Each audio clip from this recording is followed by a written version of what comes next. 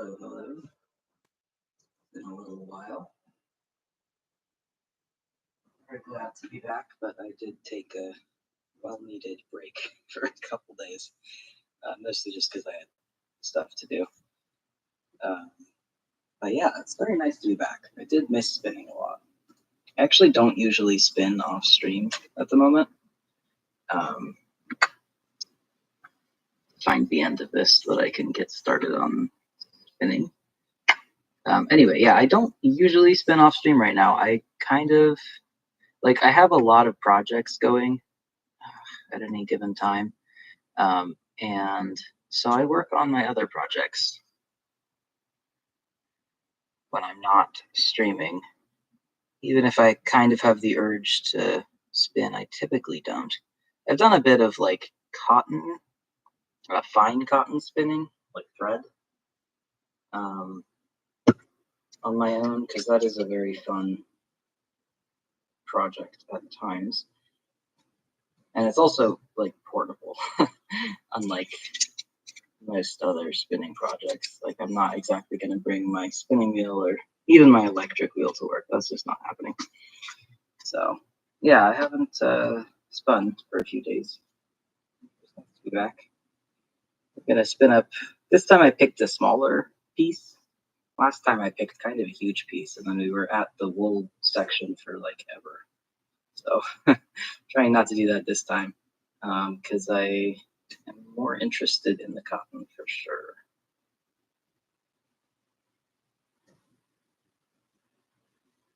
Oh, wrong wool. I think that's the other one. Kind of a bad time to do that though. I'm still reattaching it.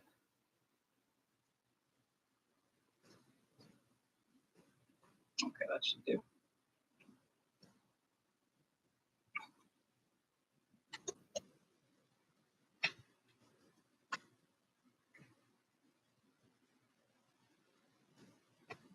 Okay. All right.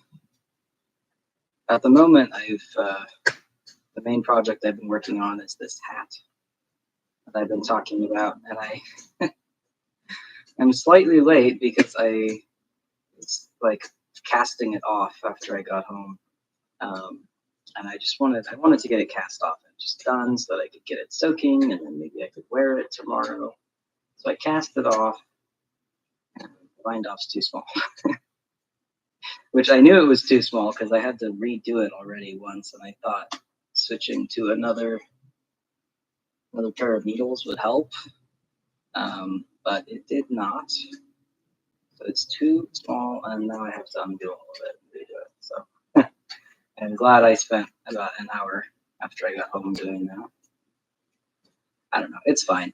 I remembered partway through the bind off that I had actually meant to bind off with a different yarn because I don't think this stuff is that durable, and the brim gets quite a lot of wear. So I'm pretty sure this isn't a good brim yarn anyway, and I need to find something else to do it with. So really, it's not a bad thing, because otherwise I would have had to go in and replace the brim later, and that sucks a lot more when you've worn the hat already and the stitches are maybe felting together a tiny bit. So yeah, but otherwise I'm pretty happy with it. It's should be pretty comfortable. I haven't actually been able to wear it or anything yet, but from what I can tell while I was knitting it, it seems I don't know. It seems like it's not going to be a very warm yarn, which is exactly what I wanted. I just want a summer hat for slightly cooler days and times when I haven't had a haircut in a while. So yeah, I think it should work well. It's very plain, but I like it.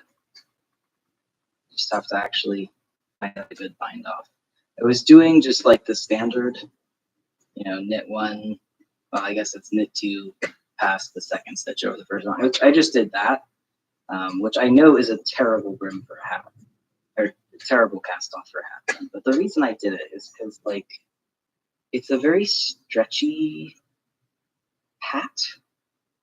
which I don't fully understand because the yarn isn't stretchy, and it's just stockinette, but nonetheless, the hat is just very stretchy. So, yeah, I don't. Oh, now my cat's attacking the yarn thing. That'll help. Anyway, yeah, so I was kind of trying to mitigate it with. Oh, Chuck, my yarn. I was trying to mitigate it with that bind off because I was like, I don't know, I was thinking of different bind offs and none of them really seemed like they would work. This isn't like a situation I often have. And I honestly don't know very many bind offs. Like I know 2 cast ons and maybe 5 bind offs. I don't know. Hi, Ciara. It's nice to see you again. Glad to have you in. Hopefully there will be no emergency moderating needed this time. But I really appreciate last time. It was super nice. So right now we're just working on, you know, our startup, our warm up with the wool, which as you can tell, I clearly need because words are still hard. I sort of get into a flow usually after a while, and I think it's easier after that. But like trying to concentrate super hard on spinning and on streaming is just it's really hard. So I do need a warm up.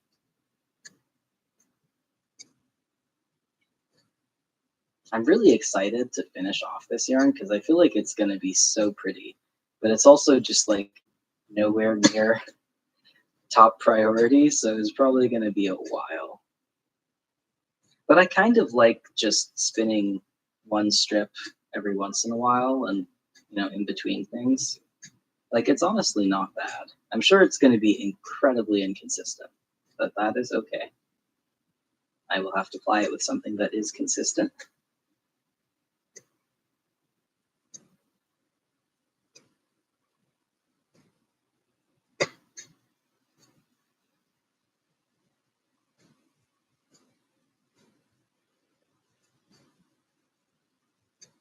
So I'm still kind of deciding like exactly what we're going to do in terms of cotton. Because I definitely want to focus on consistency because after looking at that last scheme that we did, I don't know, like I think I kind of started to understand thick spinning, but it's just wildly inconsistent. It's much worse than the first scheme was. And that's because I wasn't like consistency was pretty far from my mind. I didn't really care about that time. But this time I want to see like if I can get a decently consistent yarn. I did notice that the amount of twist seems to have gotten better. Like I added a more appropriate amount of twist this time. Still not perfect. I'm definitely still struggling with under twisting. But I'm also definitely improving, which is really nice. It's always fun to see improvements.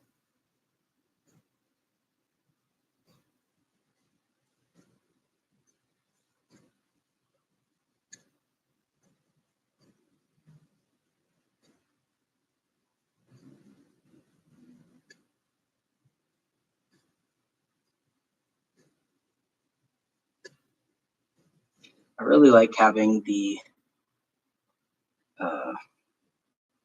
camera focused like directly on the bobbin. Partly because I feel like it's, you know, it's one of the few things that changes, but also partly because then I can just like look over and see if I need to change the hook, which otherwise can be really tricky on the first, like the closest couple of bobbins to me. It's kind of funny. Improvement is what's important. Yeah, exactly. Like, I know I'm not going to get perfection right now. That's perfectly fine. I just want to get better. And even so, like, honestly, I was looking at those 2 skeins, and they're both very usable. Like, I'm pleased with both of them. I just think I can do a little better. But, like, they're both in the right range to, like, make a summer blanket in terms of word.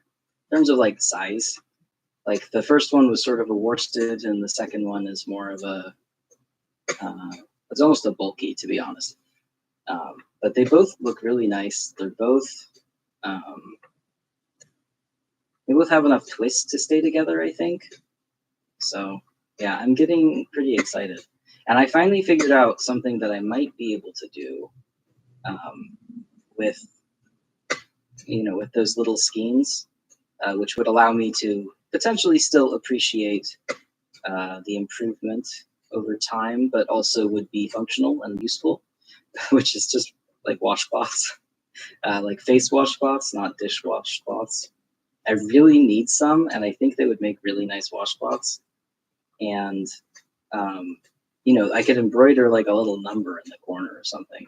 Like this was the first one, this was the second one. So I think I'm probably going to do that, but I also think I'm not going to do it until I finished this sort of experiment, because I want to be able to compare them side by side still. And that's easier to do if they're all in the same format. So I don't know. The other option is I might just make 2 washcloths and then, make one at work the next day after I spin each bit. I guess I could do that, so we'll see. But I wasn't able to think of like literally anything else that I could make with those mini skeins that would be useful and, still only made of that yarn and that sort of thing. I kind of considered bags, but like you wouldn't really be able to tell one skein from the next as easily as independent washcloths. And as I said, I really need washcloths.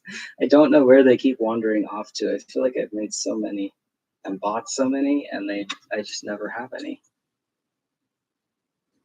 You're spinning some coarse wool from fleeces you got.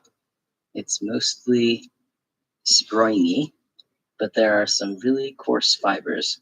You think you want to use the yarn for warp? That sounds like a very nice fleece. I love springiness. That's always fun. I think sponginess is my favorite sort of wool attribute to spin, but springiness also ideal. What do you think you're gonna like warp with it? Sure, it would be good for many things, but I'm quite curious. Yeah, I think it'll work out. The washcloth idea. And also, like, a washcloth can be almost any size. Like, you get too big and it just becomes a towel, but as long as it's like about the size of the palm of your hand or bigger, it'll do just fine. So the fact that they are definitely different sizes and will continue to be different sizes shouldn't be an issue at all. And I can just do like a corner to corner, whatever. So yeah, I think it'll work. We'll have to see. I have in mind weaving some cloth for pants, but that might be a little ambitious, honestly. Fair. It sounds like it'd be super fun. I don't know. I too am very scared of sewing clothes specifically out of hand spun, hand woven stuff, especially when you are like working from a fleece, because I feel like people kind of discount the amount of time and effort that fiber prep takes, but oh my god, when you're prepping your own fiber, that takes longer than the spinning, at least for me. So like that's certainly an endeavor, but I'm sure that whatever you make with it is going to be awesome. Very excited to see it. You're imagining some dark and light green herringbone twill. Ooh, that sounds so pretty. Mixing like different shades of green is just always such a win, like immediately. That'll be awesome.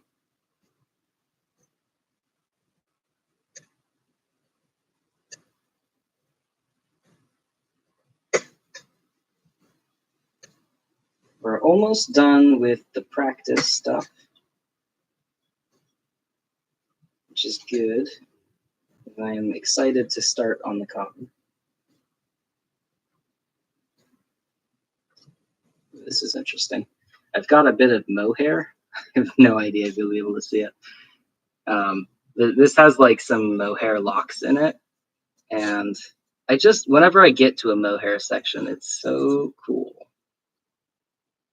I don't know if I'll be able to make it visible. Sort of just like I don't even know. It kind of looks like a collection of veins almost, like close up. And it's also really soft and just really beautiful, beautiful fiber. I had a bit of a mohair obsession for a while.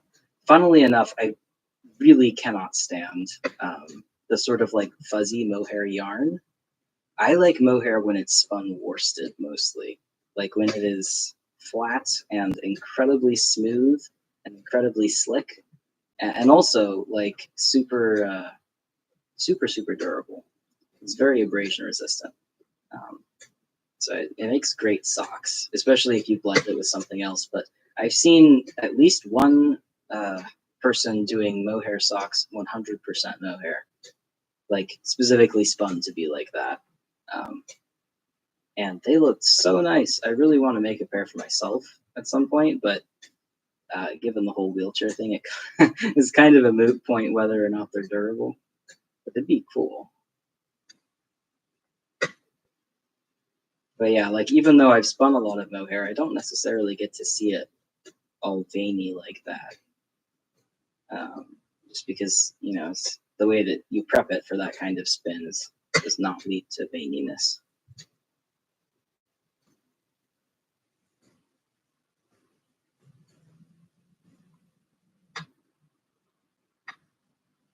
Got a huge amount of fleeces for $20 from a local farmer. You're feeling like you have to do things with it immediately. That is such a score. That's awesome.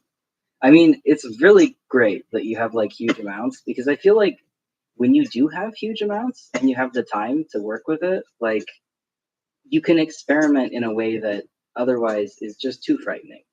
Like when you only have one fleece and you want to do something with it, it's like, okay, I cannot fuck up this fleece. But when you have like 10 fleeces, like I do right now, and you as well, it's like I could do anything with these. Even if I mess it up somewhat, I'd still be using it. So that is the score. Yeah, that's great. Glad to hear it. Spinning mohair is another whole skill. Is yeah, it is. You're not wrong. Seems like it would not have enough elasticity for socks on its own. Wonder how that works. Yeah, so it's interesting because that's also what I said when I first saw the mohair socks. But the way that they explained it, like the knitting, the fact that it's knit, is enough elasticity on its own. Mohair has no elasticity whatsoever. But you can knit cotton socks. Cotton also has no elasticity, So like you can make socks that are from a material that is completely inelastic, and it'll definitely behave a little differently. But because knitting is inherently stretchy, inherently elastic, um, you'll still get enough elasticity for it to conform to the foot. Now, whether it's enough to be like comfortable necessarily really depends on your preferences. I suspect that I wouldn't enjoy it a ton, simply because I like my socks to be really tight. I always have, and it bothers me when they're loose.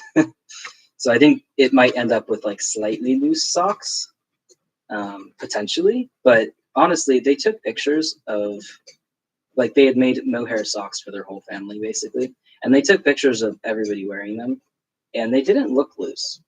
So like, I thought the same thing, and I'm still slightly dubious, but also, I don't know. They seem to make it work, so I think it must be doable.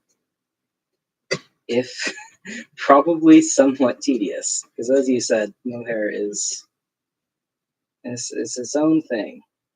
I find it very easy to spin when it's blended with things.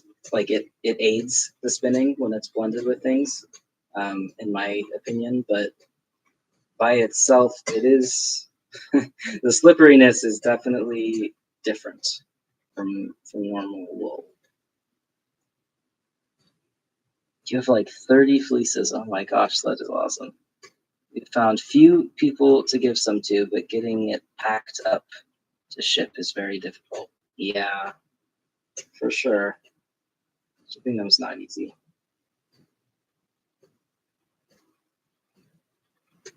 Nonetheless, though, that's super cool. I'm very excited to see what you do with 30 fucking fleeces. That's awesome. I do not have 30 fleeces. I have, it's hard, it's kind of hard to know because they're all in different boxes and I haven't looked at them in a little while. I have at least 10 just hanging on my wall, partial fleeces, because I've used quite a bit of a lot of them. And then I would hazard a guess another 10 in boxes, but I might be wrong. So I definitely don't. And those were like collected over a long period of time, several years.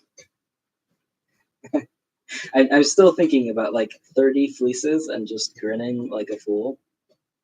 If I got 30 fleeces all at once, I would probably take them all out of the bags, make a huge pile, and then like jump into it, like like you jump into a pile of leaves. And I would regret it instantly, if not while I was doing it.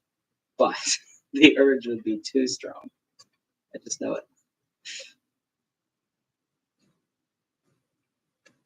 I've always wanted to do that with actual leaves, and I never ever have, because I didn't like the idea that there would be bugs in there. And I was like positive there would be, which I think there would be, like even as an adult, I'm pretty sure. So I just never did it. And now I'm like, now that I don't necessarily care about bugs so much, I have yet to find any piles of leaves, and I don't think I could jump in one anyway. So it's like, man, where'd they go? People just don't make leaf piles like they used to, apparently.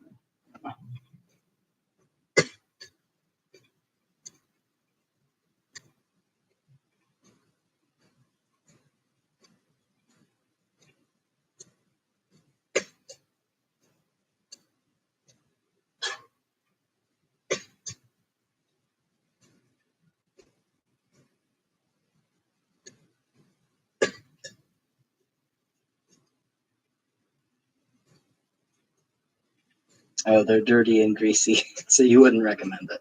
Fair. I guess I would probably do that after I had at least heavily skirted it, if not washed it already. That's a good point. I usually wash my fleeces, like skirt and then wash my fleeces first thing when I get them. So I don't tend to have dirty fleeces lying around ever. I can imagine that washing 30 fleeces all at once, however, would be a little difficult and take a while.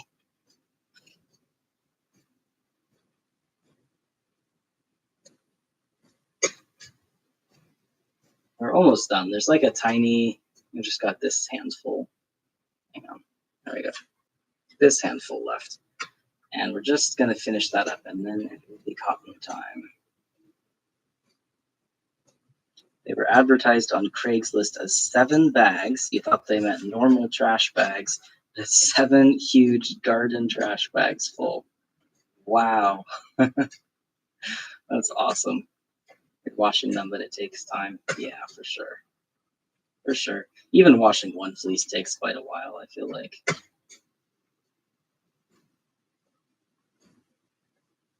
I don't know about you, but I really enjoy fleece washing. Like, there's just something so satisfying about it to me. But I actually don't know that I would enjoy washing 30 fleeces back to back. I probably would space it out heavily, as I assume you were doing.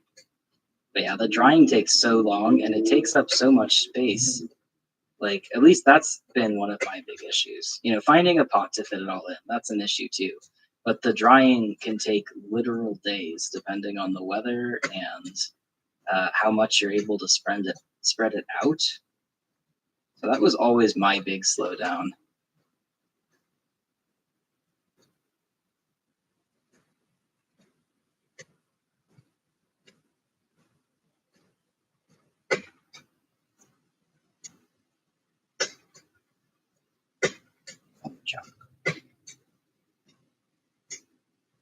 Got a hanging drying thing for herbs. It seems to work really well. Ooh, I feel like I've seen those, and I've never tried them, but that is cool.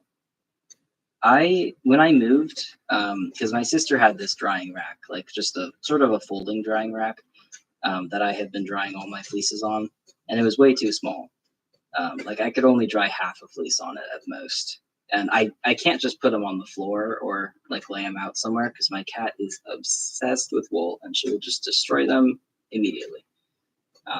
So I bought this massive drying rack that actually is kind of terrible and I hate it. And I use it all the time for my clothes, even though I hate it because my dryer doesn't work super well. And I don't know, I've been looking into other drying racks. So I wonder how well those things would work just for like drying clothes. Because I assume you just lay it on there and let it dry, same as anything else. I don't know. I might have to look into this.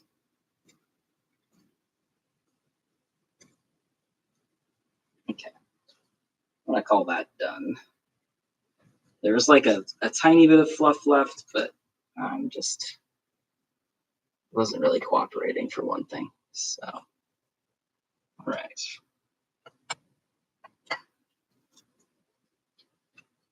I feel like this is really coming along, but I also feel like it's so much more white than I want it to be. I actually got a fairly decent. It's not as bad as it's been in terms of what the colors look like, but it's still, I don't know. I don't mind that there's a lot of white, but white is just not a color that I love in yarn.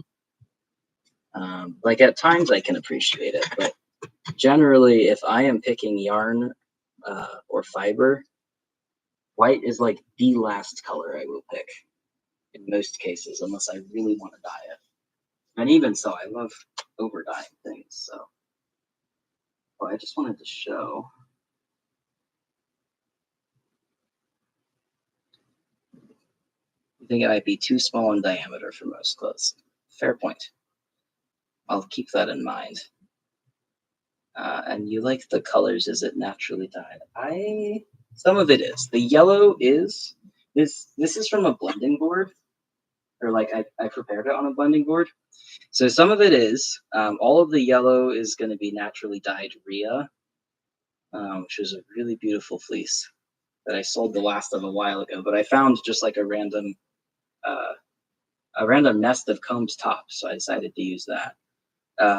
The green, I don't think any of the green or the blue is naturally dyed. I bought it all at a Fiberfest, and I feel like if it was naturally dyed, they would have advertised that fact. So it's probably dyed to something else. And then the white is just white, you know. There's bits of like blue in there. Also, actually, those are naturally dyed. Now that I think about it, those are logwood, but I didn't dye them. Someone else dyed them.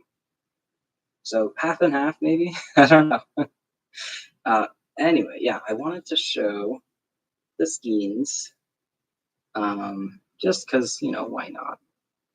And I noticed that, yeah, apparently I can influence the softness quite heavily by not squeezing it out, because this one is quite a bit softer, and I didn't squeeze it, and this one is quite a bit rougher, and I did squeeze it.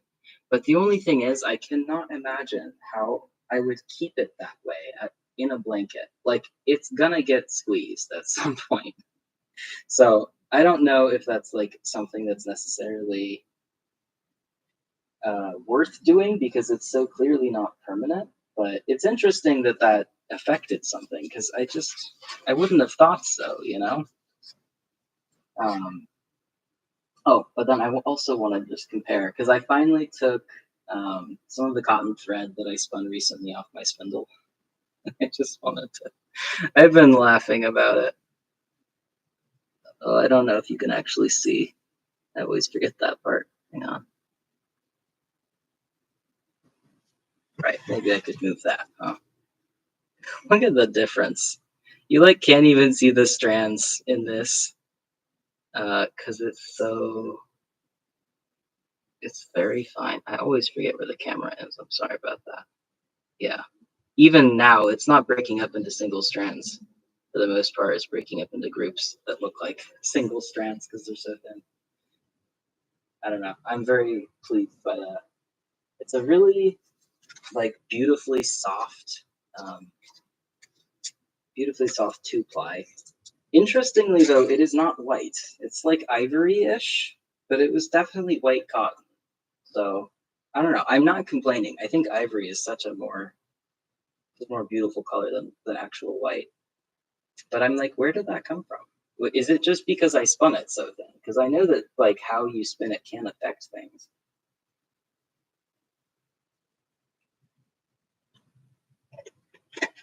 Yeah, I don't know. I'm very pleased. It's been sitting on my spindle for so long, and I don't even really know why. I guess like 2 weeks, not that long, but still. You're impressed I can get it that thin. Thank you. It took quite a bit of effort to figure that one out. But it's nowhere near the thinnest I can get. That, like, I was sticking with trying to keep it visible, which can actually be a little hard. There we go. Maybe a little bit hard when it comes to cotton that's prepared well, anyway. I was just like getting to the point where on another skein that I made, I was getting to the point where I literally just could not see what I was doing at all. And so this time I was like, well, let's just keep it visible. So I did, and I'm very pleased with it. It's not consistent at all, though. I really struggle with that with cotton spinning. Cotton, well, all cotton spinning, but specifically cotton thread spinning. And like, I don't know. The problem is that you don't want your thread to be super inconsistent. That's not a good thing. Like it's much less of a problem with yarn than it is with thread. So I definitely need to figure that out before I can do anything particularly serious with my cotton thread. But either way, I like just as an object to hold and a thing to make, I love it. It's great. All right.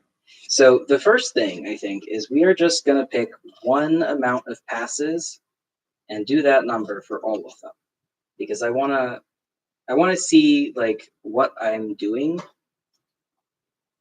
how it looks when I'm not actually changing things. That in itself is a worthy experiment, I should think. So I might add in an extra pass or two. Well, no. Well, I might add in one extra pass if I mess it up or if I just can't, like it just needs it. Because that realistically, that is what I would do uh, when I'm making a project. So I just kind of want to simulate that. Maybe the fiber was just not fully white. I mean, maybe, but I don't think so because it looked white. I don't know. It was the other stuff that, well, like I've spun other stuff from it and it was fully white. So I guess that's where I'm like confused. The thicker stuff that I spun looks white, but that does not. So that was one pass. Hopefully this time my counting won't mess up what you're doing because it's not as much counting and spinning. Not that it actually helps, but I kind of feel like I should anyway because then you might remember and remind me. So no pressure to do so, but nonetheless. Anyway, that was one. I think we're going to go for two the whole time. And we're just going to see if two is enough. I think it is enough. So that's why I'm picking that number. We've already done quite a bit of three, and we know that three is fine. Three works. So I want to try and go with two and just see if I can make a good yarn with it with my current skill level. I always forget to say that bit. It's like, could I make a decent yarn out of it? That's up in the air. But could somebody who is practiced with spinning cotton and actually knows what they're doing make a good yarn out of it? Undoubtedly, they could make a good yarn out of like every prep I've done so far. So, you know, it's just my skill level that is a bit lacking. And I also think that, like, we've talked about it a bit in other streams, but because I'm still so new to what I'm doing, I can't control for the variable that is myself and my inexperience. Like, for example, right now, this is going very badly. So, um, and it's going badly because I still haven't really figured out how to do this correctly, you know. So hopefully, not changing things up this time will help a little bit, just with figuring out what I need to work on more, you know. At the moment, it's pretty clear I need to work on how the fuck to actually roll these off. 'Cause this is just like it's completely hit or miss whether it works or not, and I still don't know what factors are even influencing whether it works or not. That's what's a little frustrating. I think we're gonna do a couple, and then like maybe four or something, and then just spin them all in order. I don't know. It just feels like the thing to do. So that is what we'll do.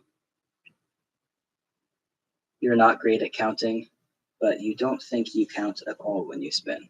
Yeah, I don't. I don't think I count at all either. Um, I might like I count during fiber prep, obviously, and I might like I'll be counting when I put it on the nitty naughty, but that is it. But I don't know. That said, I know some people who count their treadles. I've never understood that at all. Like, I mean, I understand what it's supposed to do. Counting your treadles is supposed to. See, I think in that one I added a little too much fiber, so I'm going to add a little less this time. Maybe that'll fix it. I don't know. Yeah, I get that it's supposed to like help you put an even amount of twist in, because presumably, you know, say you treadle 6 times and then you draft out 6 inches, and the next one you treadle 6 times, you draft out 6 inches. But it's like, how can you focus on doing that as well as all the other things and like actually achieve a consistent result? That just would not work for me. I don't even have to try it to know I simply would not be able to do it. I don't know.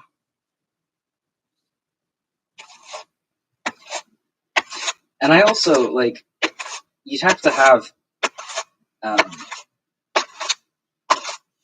was I gonna say? Well, you'd have to have the ability to count for one thing, which I'm sorely lacking in, and maybe that's why I can't imagine why it would work. But I do think you would also have to be in a situation where like pretty much everything else is the same. So maybe like it works best when flying or something. I could kind of see it when flying, but I also it's so much easier to just go off visually what it looks like when you're flying that I don't think it would necessarily be much of a benefit. And also like you need to wrangle with the bits that have less twist or more twist. You need to wrangle with them slightly differently if you want like a better yarn. So in that case, I don't think counting would even help that much. But nonetheless, the people I know who do it spin absolutely beautiful, consistent yarns. So something is working. I just don't know what. I think maybe it is that I'm overfilling because when it comes time to draft it off, what happens is it seems like a clump just sort of detaches because it's not really anchored down. So maybe that's another thing is I might try to anchor down the fiber like pretty hard to the cards right before I roll it up. I've never tried that before, so maybe I can try it now. I know I said like cutting down on experimentation, but at a certain point, I don't think like I think you can't just keep trying something you know doesn't work. You have to stop doing that at some point. And I'm just gonna nip it in the bud immediately by trying to make it work as I go. And I've just removed the element of you know, all the other things I was also changing. I don't know. I think it probably doesn't make a lot of sense, but it's what I've decided to do. So it's what we're doing. You just spin because you enjoy it, and that sounds like that would ruin it. Yeah, that's also a really fair point. Like I spin because I enjoy it too, and because it's just something that, like, intrinsically, if I don't do it, I feel bad, so I do it. But I don't care about the results like anywhere near as much. I'm definitely a process spinner rather than a product spinner. Even though I spin things for projects most of the time, I have something in mind, um, and I want it to be a certain way. Nonetheless, it's the actual spinning that's fun. That's also why I don't really use my WPI card. I literally have one tied to my spinning wheel. I use it on rare occasions and never for its intended purpose, really. Mostly just out of curiosity at times. Just because, like, I don't know. I don't care that much. I care that I'm spinning. I don't care that it's even, if I have to be honest. That part doesn't matter to me so much. So I know what you mean.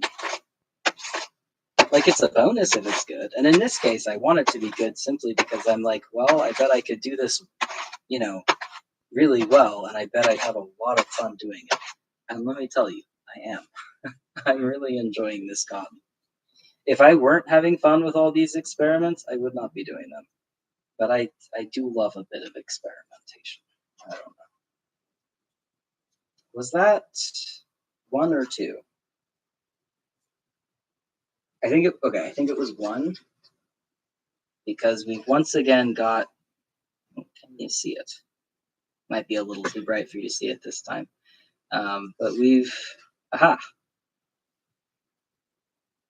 what's the side where they're at? We've got bits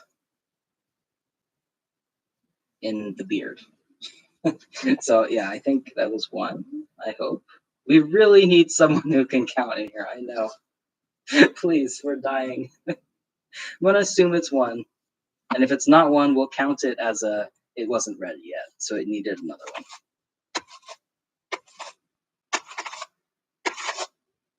You did one project where you tried to control the thickness and twist, and you have not since.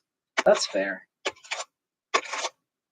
I find that, like, I do tend to do that simply because when it comes time to work with it, it does make it easier. And so that's why I pay attention to it. But, like, also, if it's not, I don't care. It doesn't matter.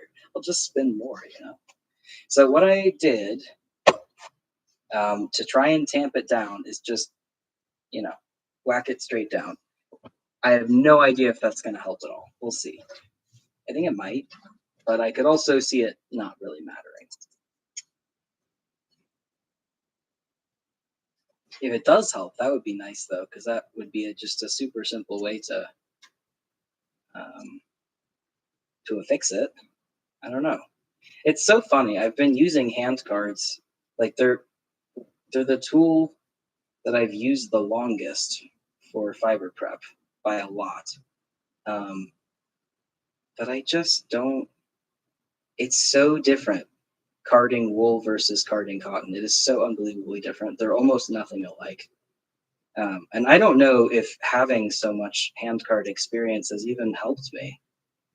Like, it sort of just led me in the wrong direction because instinctively I tried to do what I do with wool, and that did not serve me well at all. That just sort of like made me try a whole bunch of things that don't work right off the bat because it's what I was expecting to work with wool. So yeah, it's interesting because it's such a familiar tool to hold and to use, and yet I'm having such a fucking hard time with it. And like the problems I'm having to hold and to use, and yet I'm having such a fucking hard time with it. And like the problems I'm having are just simply not even problems I ever had with wool. So I don't know how to troubleshoot them either. I would say that one did not seem to clump up as much. I worry slightly that it didn't clump up as much simply because I did more passes and didn't realize it. But I think we're going to try that again and just see, But I was looking at it when I pulled it off, and I noticed something that's causing, like, that's sort of the catalyst for the clumping is that I kind of have to roll it up a little bit farther than it wants to be. And then when I go to pull, because I've rolled it up too far, I've sort of got a whole bunch of fibers that aren't able to be drafted off attached already and trapped. And so they just take all the fibers next to them with it. I don't know if that explanation made a ton of sense, but I think that is what is happening, is that I sort of need to find a way to pre-draft the beard or pull the beard out or something like that. And maybe that will help me. So I'll try that next. The goal here is just to get to a point where carding the Rolex is not a pain in the ass. I want it to be easy and something I don't have to think about. Like, I enjoy fiber prep, but I don't enjoy thinking about fiber prep. I just, like, I'll do it and I'll be happy. But if I have to, I don't know, if it's a huge pain in the ass, I don't enjoy it anymore, you know? And also, if it doesn't go well, that I don't enjoy. My feelings about, like, fiber prep are not necessarily identical to my feelings about spinning. Okay, so that was 2. All right, I'm going to clamp it down again. I don't even want to think of what that's doing to my cards. I don't know. My wool cards are so beat up and terrible looking, and they still work totally fine, so it probably doesn't matter. Okay, so I think my first idea, you're going to count in chat, thank you. That's very kind of you. Yeah, I think my first idea is I'm going to try sort of wrapping the beard around the knitting needles, just lightly, and drafting just a bit. Like, I just want it to be a tiny bit longer. Just a tiny bit. The problem is, if I can make it work, but it's really fiddly, that's not making it work. That is finding a process that will simply annoy me massively. So it needs to be non-fiddly. Okay. So here's something. I don't know if you noticed. I sure didn't, but this knitting needle is incredibly bent. It's not even remotely straight. And I put it down and was like about to start rolling, and I realized there was a huge gap in between this part of the knitting needle. Hang on. This part of the knitting needle, because there's an obvious bend, and the other knitting needle. So that might be a factor as well. In fact, I would wager that's the main factor. Hang on. Okay, I have just grabbed, this was sitting next to me very conveniently. I've just grabbed a very long Tunisian crochet hook. I think it's a size up. Oh no, it's actually also an H. Okay, cool. So it's the same size even. That's perfect. And this one isn't bent because I barely ever used it. So we're gonna see if this is just magically easier, I hope, question mark. So far, no, but it's early days.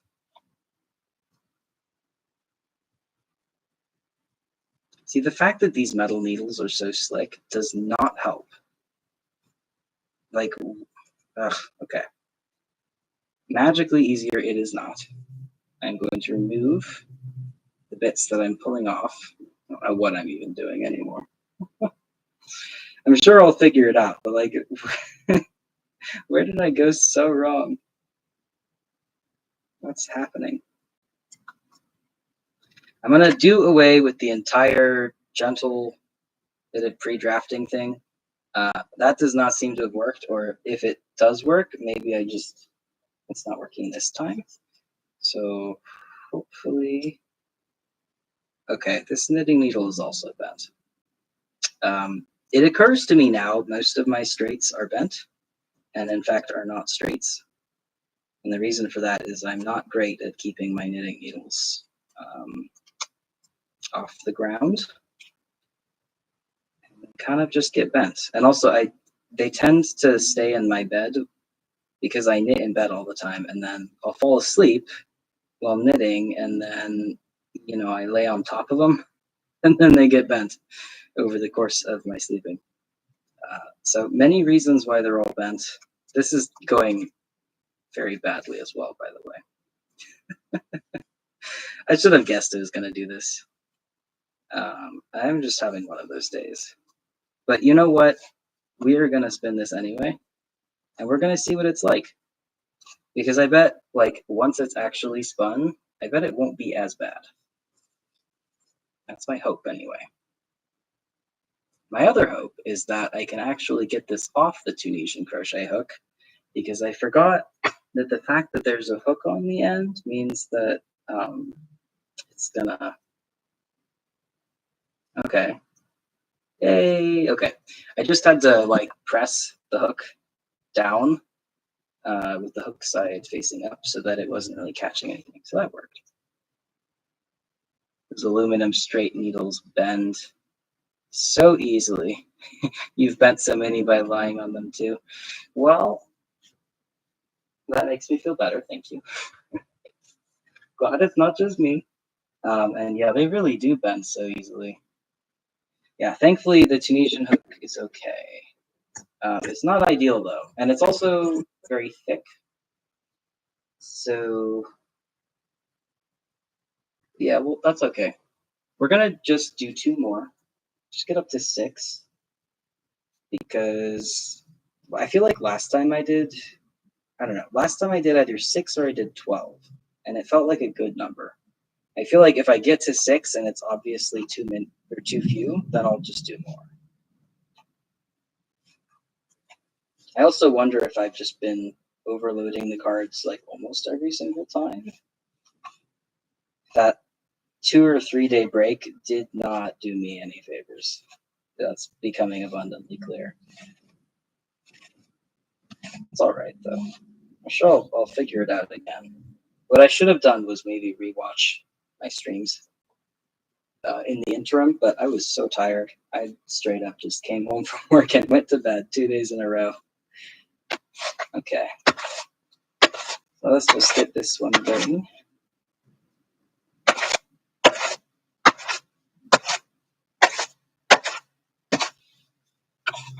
That was one.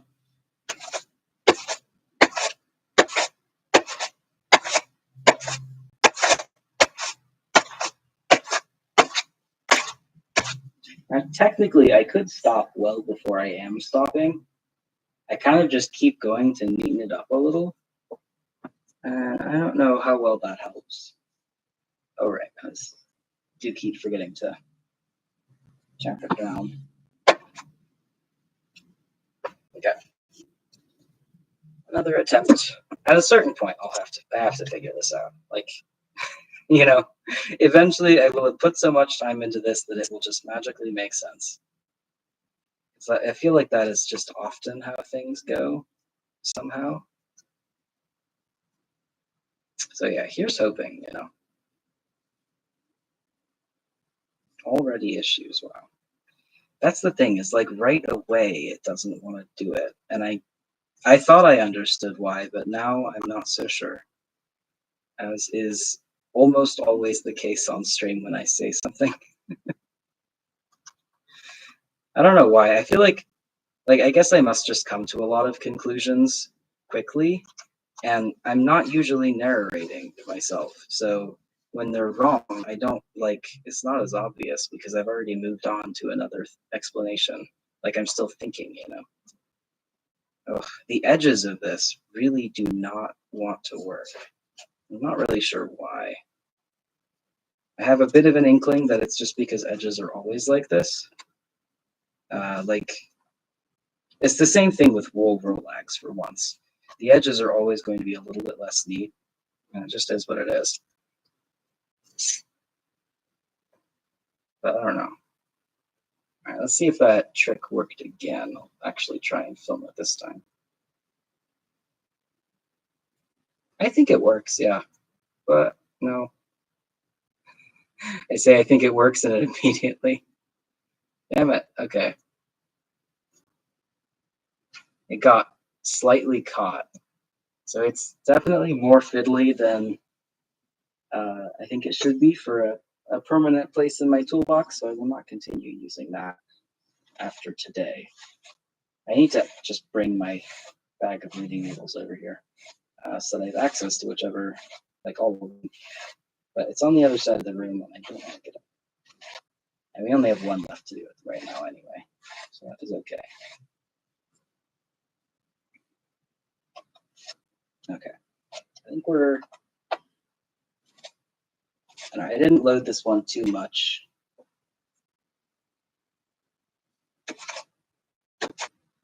The other thing I'm wondering is, like, I was sort of doing those rough and dirty.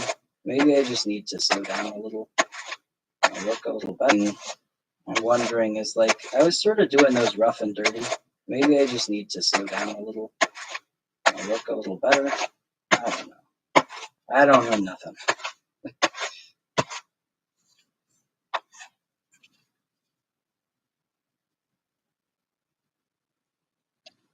I keep getting worried at work that I'm gonna, because I'm very frustrated with how things are going, incredibly so. And I'm worried I'm gonna say something that's gonna get me in trouble. But like, I really should stop worrying because one of my other coworkers is like taking the hot seat for no reason, just like throwing herself to the sharks constantly by saying things that are just a very bad idea to say, like openly and to her face, disrespecting our supervisor. It's like, why would you do that? If you want to keep your job, that's kind of just a crazy thing to do. But she is doing that. And so, like today, even though I was, stressed that I was going to just be stupid and get myself in trouble, shouldn't have worried. Coworker who makes really poorly thought out decisions to the rescue, as always. Unfortunately, my coworker cannot save me from the consequences of my spinning choice actions. So I'm on my own on this one, but at work, at work she's got my back, completely unintentionally.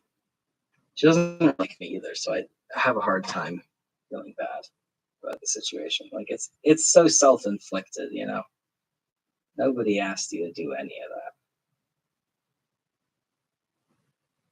All right, that's 6. We did it. At some point, I also want to bring my scale into the equation, start weighing them, because then I could just portion out different amounts of cotton. Like, say it turns out that a 10-gram puni is like the perfect amount to load onto the cards. That would just be ideal. I wouldn't have to guess about how much to put on there anymore. It's not something I would ever consider doing with wool, but I seem to need the help. Oil this guy. Forgot to oil it when I started. I usually try and oil it each spinning session. But I also often forget. I don't know. Some people have told me that I'm oiling it an insane amount and I don't need to do that much and it's just wasting the oil. And some people have told me that I'm not oiling it enough because I almost never oil these innards back here. I don't oil them just because, I don't know, they're kind of hard to reach. I don't feel like it's usually an issue. Also, if we compare 1 and 2, oh, that's not going to work. Give myself a little bit of space. If we compare 1 and 2, or 1 and 6, here's 1. It is frowning a bit. That's not too bad. Here's 6. So, yeah, they definitely got a bit less.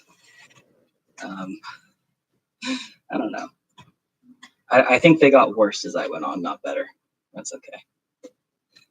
You said 1 and then you got distracted. Yeah, That's also the issue that I have. So I know what you mean. That's so funny. Like, it's not that I can't count. I can count. I just get distracted literally every time. So yeah, no worries. All right, just a bit of pre-drafting as always. Also, I should actually drink my drink.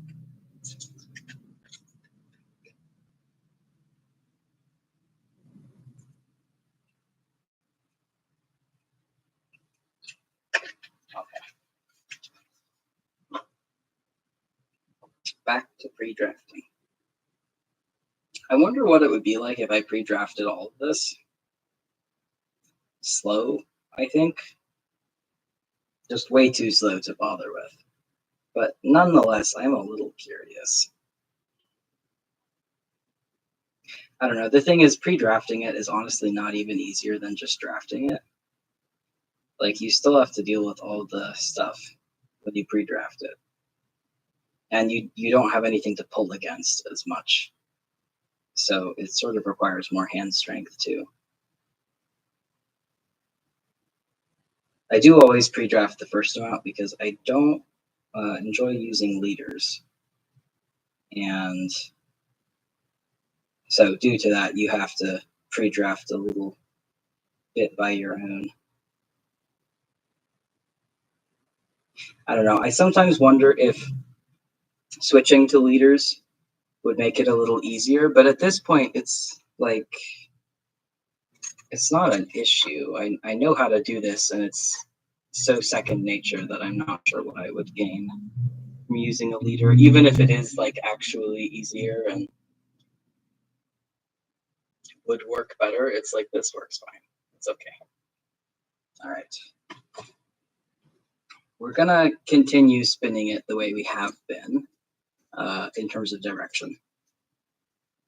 Just because I don't want to change up that particular variable just yet. Maybe the hook was negatively affecting things. Yeah, I think several things were negatively affecting things. The hook definitely didn't help because I kind of had to like do things differently, like shimmy it off a little bit, and I think that affected how, I don't know how much tension I could put on it, you know. But I also think, you know, it's not necessarily a bad thing to be testing badly made ones, because at a certain point I will do this drunk or high or whatever. And it'd be nice to know if it's even worth trying to save. I don't know what happened there. I think I needed to add a bit more twist before I started doing that. So we're gonna add a little more, see if that works. But you can definitely tell that I'm out of it and it's a Friday, because my brain has been all used up, let me tell you. Luckily, I've been spinning long enough that I at least have muscle memory, so that helps. All right, finally tie it on. Sorry about my arm in the camera. Almost done, I promise.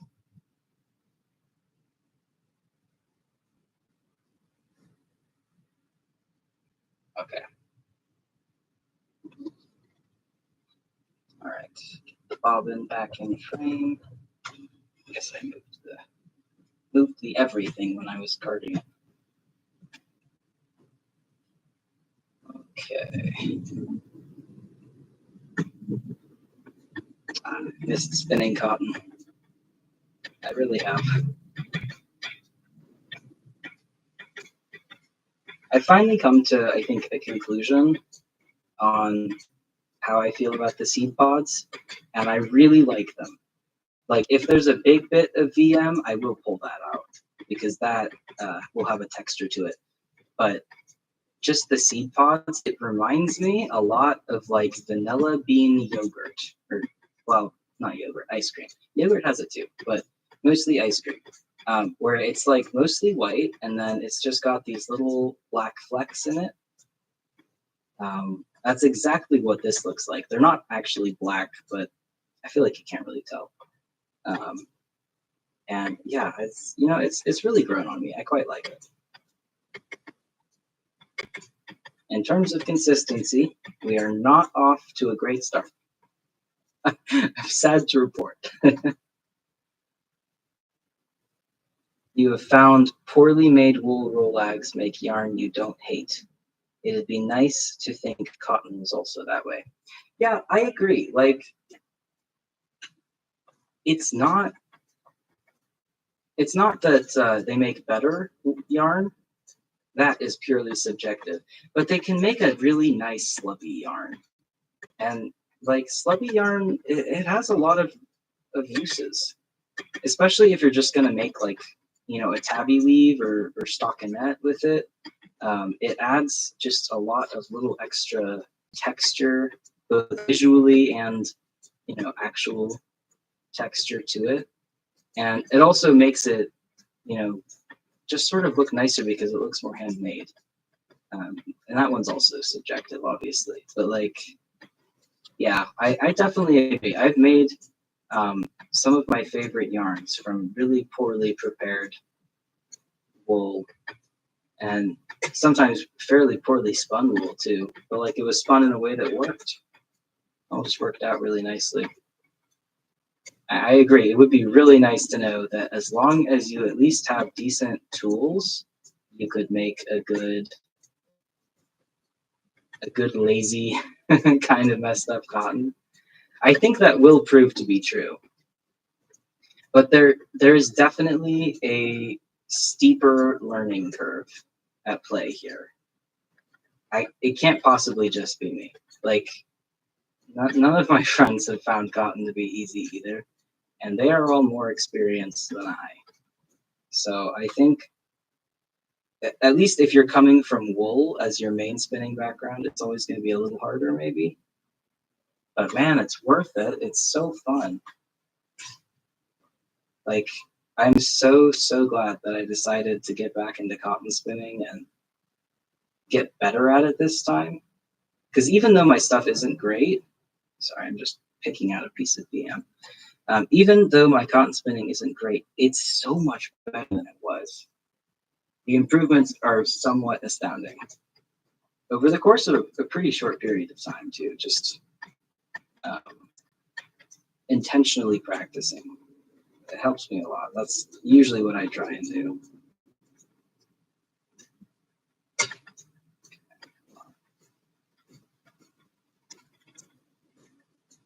I might go silent for bits if I'm thinking really hard, which I'm trying not to do because I'm very tired and I don't want to think that hard. But sometimes I'm just like sitting there, treadling, not saying anything. It's because I'm thinking really hard.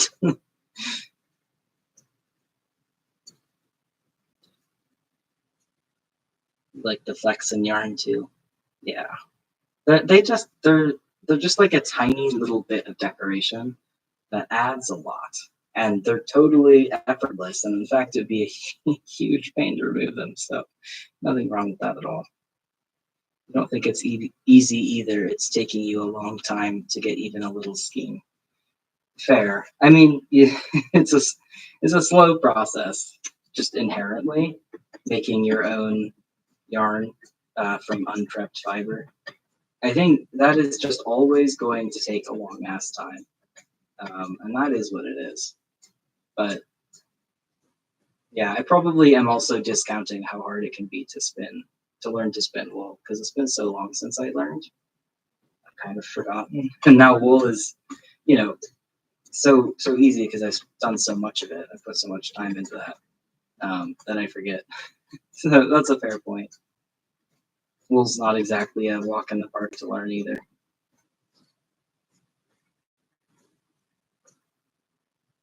And also, it is also very, very slow when you're learning.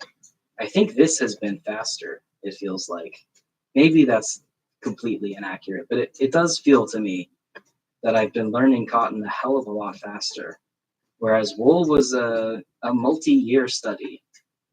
This kind of has been too, but I've taken a huge amount of time in the middle. Whereas with wool, I was spinning it the whole time and just kind of shit at it for pretty much all of that time until I finally started figuring something out. And really that mostly happened when I got my spinning wheel because I was able to make so much more yarn. There's this study, I don't know if study is necessarily the right term. It's a little less scientific than that maybe, but we'll call it a study. There's this study that was done that I think about quite a lot because it's very true for me, which is that a teacher taught a pottery class showing people like, just it was just a beginner pottery class, how to make pots. And one half of the class was only allowed to make one pot, just the one. And they were allowed to, spend as much time as possible, like sort of researching different kinds of pots, techniques for pots, that sort of thing.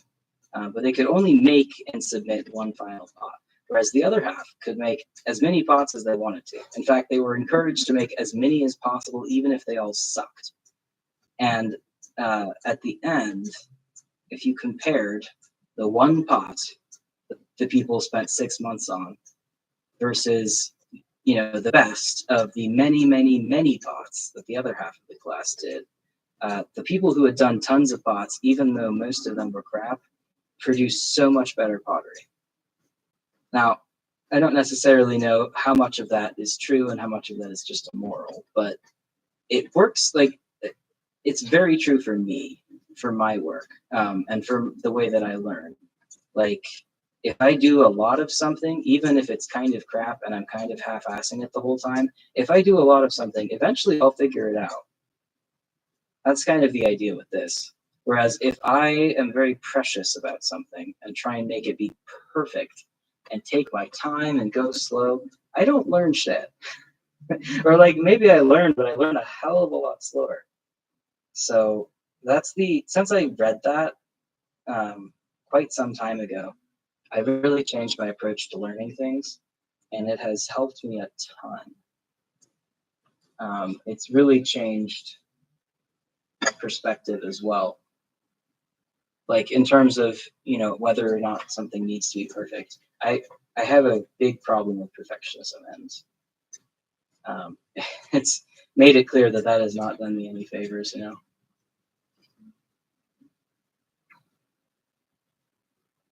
You feel like you picked up wool pretty quickly, but you don't know if that's true or not. You say that when you are practicing that making your pots. Yeah. I don't know. It's so hard to compare one person's wool spinning, like wool learning experience, or any kind of fiber arts learning experience to another, because everybody has such a different time of it. It seems there might be some similarities, but it's like, even if I say I picked up spinning in 6 months and you say, oh, I also picked up spinning in 6 months, we might be talking about totally different things. Like, you might mean after 6 months, I was making good yarn and I was really comfortable with how it was going. Whereas I might mean after 6 months, I could finally actually make yarn and it stayed on the bottom, Like, the human experience is just too varied. I'm just tying this back together. I know you showed me a way to make this actually work, but the problem is I really didn't want to get my hook out again, so I'll try that on the next time. I don't know, the fact that I can hide it makes me not super concerned. The fact that I can hide those ties. And I am lazy. I will admit that readily. Okay. I keep having this thing with cotton spinning where I get into a good rhythm and it starts working and it's going well, and then I have to pause to usually pull out a bit of VM, and then when I start up again, it goes all thin and terrible. And I don't really understand why, but it happens quite consistently. My only guess is that when I do that, because I usually let go of the fiber too. Like I'm pinching the fiber right now, got it pinched. There we go. Got it pinched between these two fingers. And so when I let it go, presumably some of the twist ends up back in the fiber, which means one, it's going to mess up drafting, but two, I don't have as much twist. Like I have a different amount than when I started. Some of it has fled into the fiber source. That's my theory, but it's really kind of a problem. I do think I may have jinxed myself slightly when I called this stream a consistency stream, because we've had nothing resembling consistency so far in any aspect of this, which is okay. But it does make me wonder a little bit what the hell I'm doing wrong. I heavily suspect that just how tired I am is perhaps the main contributor here.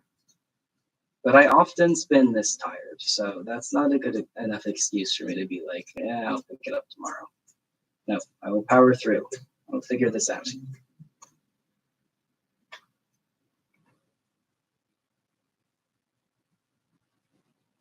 For you, it's just been that resources have often been in short supply. It's been hard to convince yourself to just use resources. Yeah, I completely understand that. I had a very small amount of fiber for a very long time and a hard time getting more. So I can definitely understand what you mean. Even if like fiber isn't the resource you mean, which I, at the moment I assume not with your 30 bags. It's not the only resource. I think you should just do what you want, to be honest. You can just tie the knots if that's what I want. Yeah. I mean, for sure. The thing is, your technique is indeed far better in every way. And I very much appreciate knowing it, because it means that when I get to a time when I actually do care about how it ends up, I can then utilize that, which I think is what matters. You're thinking it might have to do with the twists getting into my fiber supply too, but you don't know. Yeah, I also don't know. I just feel like with wool, it's not as much of an issue, which, as we all know at this point, means literally nothing. But with wool, it really isn't as much of an issue. Like it can be, if you make a series of poor mistakes, it certainly can be. But generally speaking, this is exactly how I behave when I'm spinning wool, and it's not a problem then.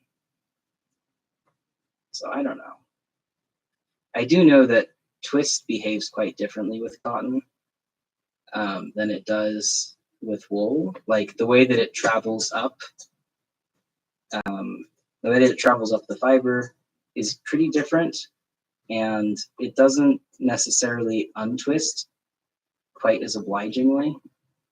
So obviously something is different under the hood.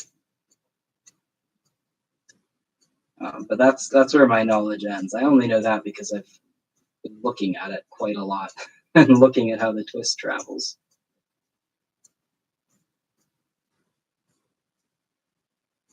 I do think a lot of the inconsistency we're currently getting is the prep, the very poor prep.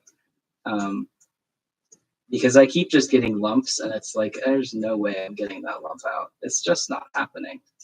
And the lump is, 100% due to the prep. So combination of poor choices. But I'm very curious what we'll get. It's possible that it'll end up fine. It's much more likely that it will end up okay. And either way, I think it'll make up like a fine dishcloth, or washcloth rather. So I'm not too bothered. I bet these are going to be really nice washcloths, by the way. I use them a lot, and none of the ones I have are very nice. The nicest one I have, or nicest, I guess, set that I have is not in any way supposed to have been washcloths. It's like this woven fabric. I don't know what it was supposed to have been, but it's clearly hand woven, and it's got this overshot fish design on it that is really really well done. I rescued it from Goodwill because I don't think anybody else cared that it was hand woven, but I was like, oh my God, it's hand woven and it's so nice. And it is so nice, but it's whatever the hell it's made of should not be used as a washcloth. It doesn't do a very good job. I think it just lacks texture, so it's just sort of, I don't know. I want my washcloths to have a bit of texture so I can kind of scrub with them, you know. And that one really doesn't. That series of ones. But I keep using them just because I'm so delighted by how they look. Whatever weaver made them was clearly quite skilled. Except for the fact that they're cut in the most bizarre lengths.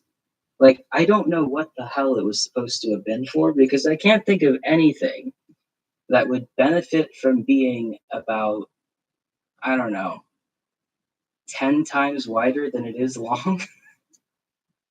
Like, there's such a weird length, it simply makes no sense to me. I can't remember if I actually did all of this on my third hook. I hope not, because I have 6 hooks and I have 6 rollags, or 6 poonies rather. So I just sort of slid it over, and I'm hoping it won't matter. I think it won't. I don't think I've ever tried that before. I'm never very precious about, and I'm hoping it won't matter. I think it won't. I don't think I've ever tried that before. I'm never very precious about what hook I'm on. It's actually quite helpful when I'm doing this specific thing to be able to look while I'm flying and see which rollag it was. So I do it anyway, but it's a little ridiculous. Now, this one is more obliging. Either that or I've gotten warmed up to cotton spinning, but I think it's actually just more obliging. If I do remember, the third poonie was like the only one that actually worked somewhat okay. Which checks out, because this is the third one.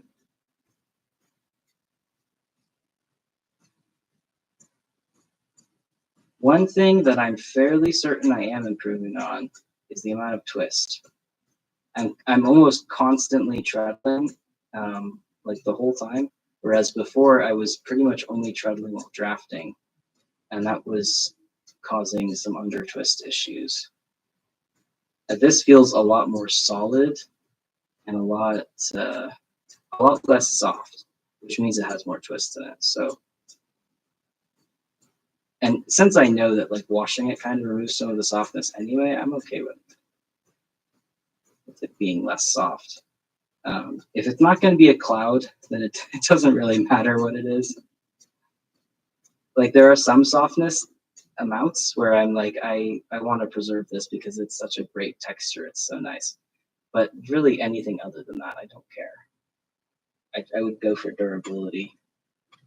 Oh, and that's the other thing is that because I'll be using those washcloths, I'm like washing them frequently because I use them once and then I throw them in the washer or in the next load of laundry anyway. So I'll get some good results on how they wear and how they wash, which I really, really am wanting to know.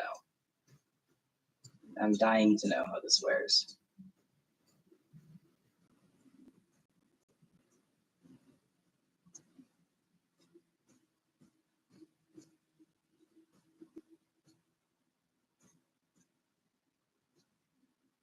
Fiber was in short supply until recently. Now it is not. That makes sense.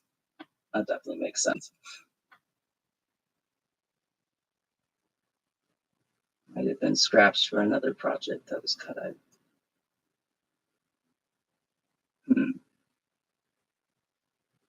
Yeah, maybe. I guess I assumed it was all, because it's all hem stitched, and due to that, I assumed that must have been how it was intended to be. But now that you say that, it does make sense that it might have been scraps, and they just decided to hem stitch it because, like, at least you can save the fabric that way. And maybe they had plans for it, just didn't do anything with it. I mean, either way, my gain, and I hope they somehow have an inkling that they are very loved, because I absolutely adore them. I am always rescuing handmade stuff from Goodwill. My only exception is acrylic blankets, because there's a lot of them, and I don't like acrylic, and I would be swamped in blankets that I couldn't really use. So that's it. But if I see a handmade quilt, oh, I'm taking that.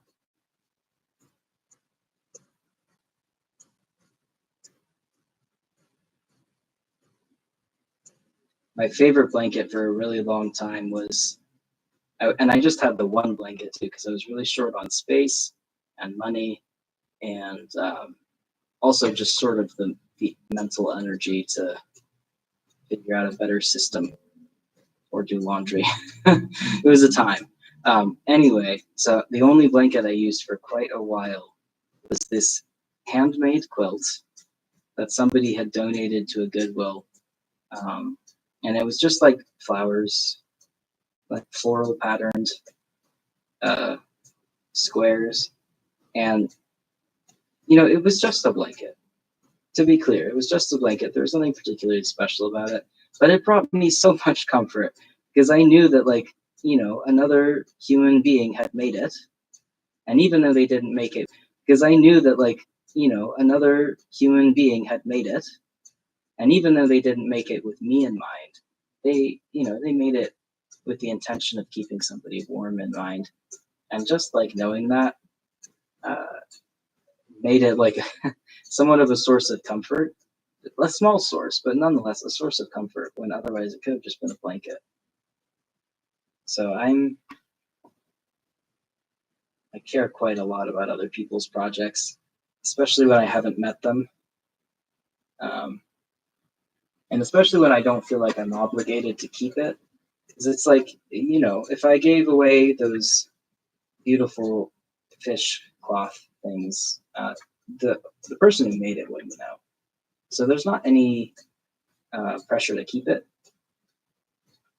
But I will keep it because it makes me so happy. I've been thinking, because I might retire them as washcloths, give them maybe a nicer purpose once I've got these. And I've been trying to think of something I might be able to make with them. I've kind of been thinking they would make a nice bag. They would, but I don't know. I think I could make something nicer. So I still have to think about it, but it's this really beautiful, I think the warp is blue and the weft is yellow. And it's incredibly finely woven. The only reason I know it's hand done is because there's a couple of errors in the overshot that just look distinctly human. They don't look like it was a problem with a mechanical room or anything like that. It looks like they misread the chart a little, which is quite charming.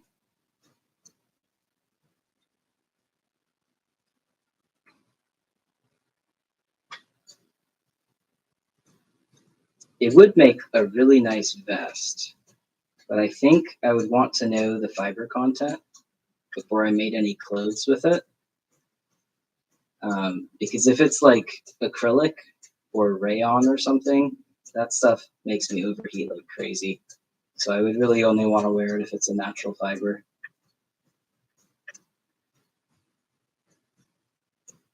I don't understand how nobody else is picky with this stuff. Hi, Chuck. Like, man-made fibers are such a misery for me to wear. I can tell just by wearing it because it makes me so sweaty. And natural fibers don't do that. Chuck, what do you want? He just came over here to give me a sad little meow and then wander away. Poor guy. He probably wants me to stop spinning, to be honest. And I will stop spinning eventually, but we have 2.5 ponies left, and then I still need to ply them. So, sorry, Chuck, not now.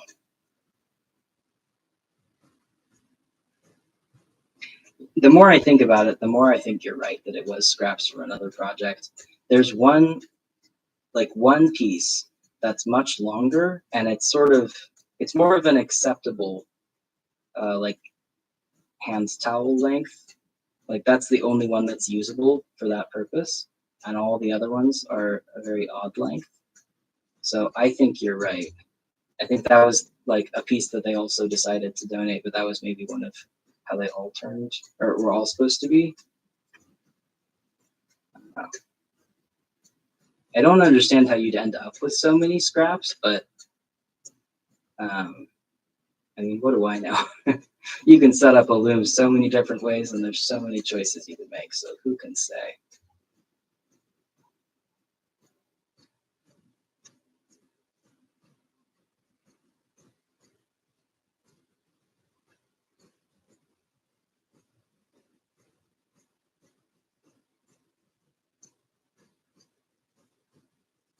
I was having an easier time. Oh, it's because I switched to another Funi. I thought I was still on the third one for a second. I was like, why did this get so hard? So that does sort of confirm that, at least at my current level, those really terrible Funis, um, they certainly impact the spinning. But I'm curious to see, like, how bad will it be? I don't know. Very curious indeed. Now, I'm not sure what method I'm going to use to turn these into washcloths. If I used cotton, that or obviously I'm using cotton. God. If I use crochet, that would add more twist, which is desired, but I don't think I have enough yarn for that. Like they would be some awfully tiny ones. I'd kind of prefer not. But then if I do knitting, I don't know. I don't want to do stockinette and then have a garter stitch border. I don't enjoy that. So maybe seed stitch. I'd want them all to be the same stitch so that they wear evenly. Because if I have one that has a ton of high spots, obviously those high spots are going to wear. And then if I have one that is all completely smooth, like stockinette, that's just going to wear quite differently. It's just going to wear quite differently.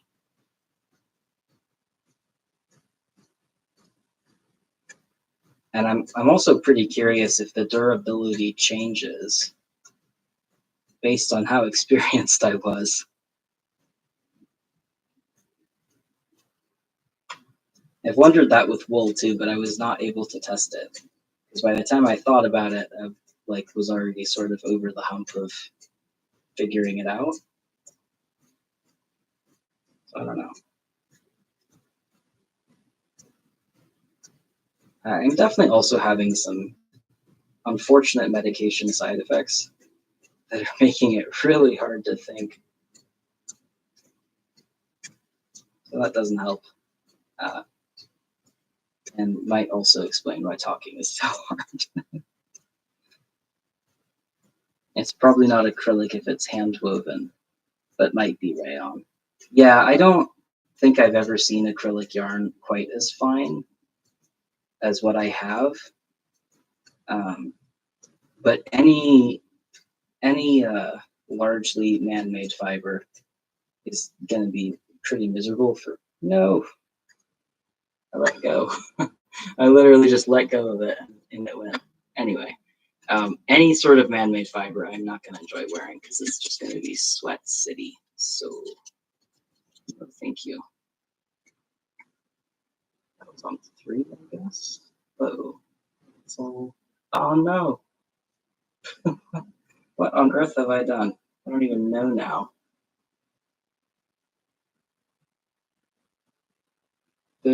There's just like, I was pulling it off and this random piece of yarn came off with it.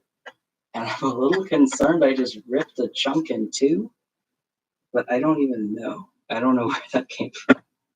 If we reach a point where there's just a break in the yarn randomly, I think I just ripped it in two. I guess we won't know until we fly it. All right. This time, since I did pull it out, I'm gonna. Yes. Yeah, it works so well. the laziness factor doesn't really come into play if if I had to pull the end out, but if it's still stuck in the thing, like stuck in the flyer, then yeah, the laziness factor beats it. But nonetheless, I do love that trick. Thank you again.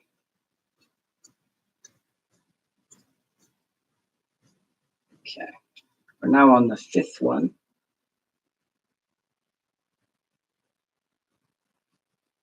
Slowly getting there. Honestly, it's not even that slow. We're only an hour and a half in, and we've carded and spun almost 6 Rolex, and there was that whole wool warm-up at the beginning too.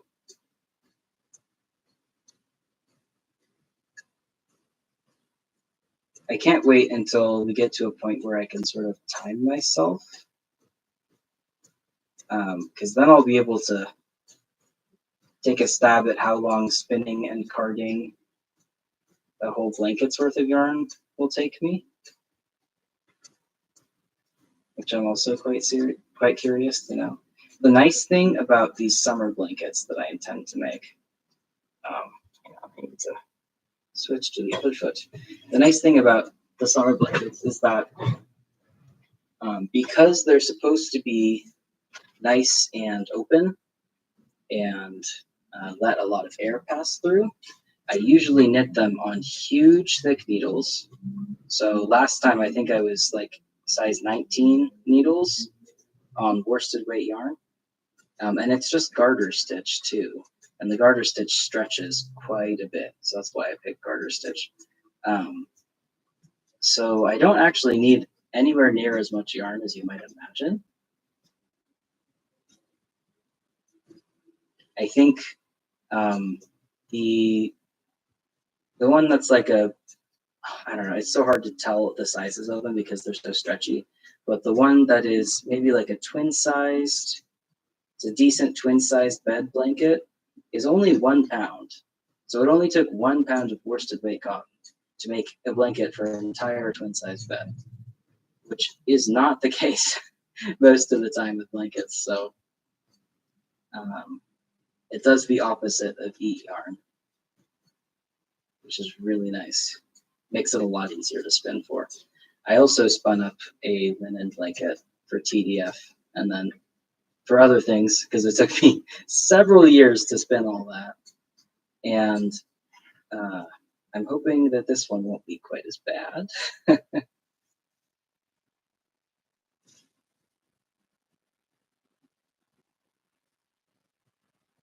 You like rayon, okay, but everyone is different. But you worry about the environmental effects. That reminds you of learning cotton. Yeah. Yeah, the environmental effects of rayon are a bit of a bummer to me. My mom she works in environmental sciences and has for pretty much my whole life, and has been, she's instilled a definite respect for the environment in me. So yeah, that's the main reason that I have no interest in using man-made fibers and never will, is just purely the environmental factor.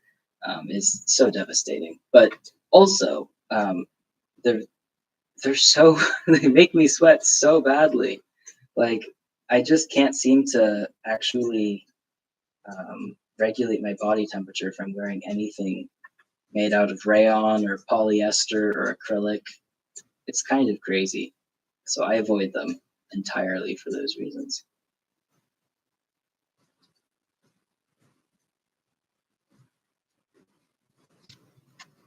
Size 19 is so big. I know, it's bigger than like any of my fingers. It's absolutely huge. It goes so fast. Like I love knitting those blankets. The reason I don't knit more of them is because it does tend to hurt my hands quite a bit. But I knit a queen size one for my sister's bed. I have a twin size bed and have for a very long time. He had a queen size briefly when I had a boyfriend, and I realized I actually don't want people sleeping in my bed. Like, leave me the fuck alone. Uh, and also, if I have a queen size bed, the other half of it becomes covered in stuff, and it's so miserable. Whereas if I have a twin size, there's just no room for that. Problem is my cat uh, somehow is able to take up an entire twin size bed all by herself, and so there is sometimes no room for me. But nonetheless, anyway, I made her a queen size one, and that one didn't even take that long. Like, it was fine. The other queen size blanket I made her, which was a crocheted granny square Afghan out of alpaca, mostly alpaca yarn. Oh my god, that was such a miserable slog and a complete terrible mistake. I should never have made that for her for many different reasons. So yeah, so these are much nicer in terms of how long you spend on them.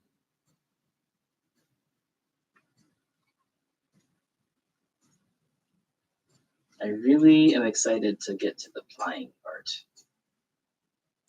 I've really been enjoying chain plying these, which is shocking because I don't tend to enjoy chain plying anything, but these are so obliging to chain ply. It's fascinating. I don't understand why, really. I guess because the lack of friction, like wool sticks to itself so much, whereas cotton really, really doesn't stick to itself at all. And so due to that, I guess you just don't have to deal with like almost any friction at all when you're looping. And that makes a world of difference.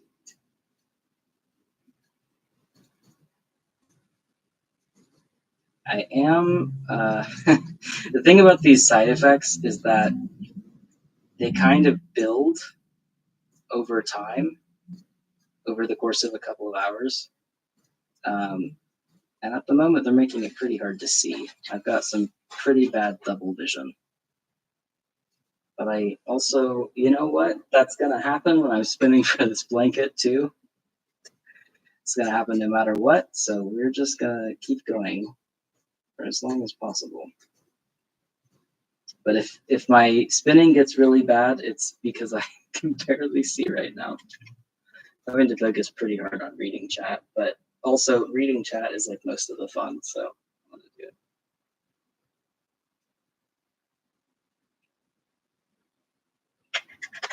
Can't just not read chat.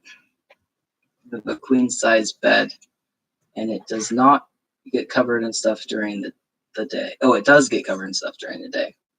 You've gotten better at putting this stuff away at the end of the day lately. That's good. It's hard.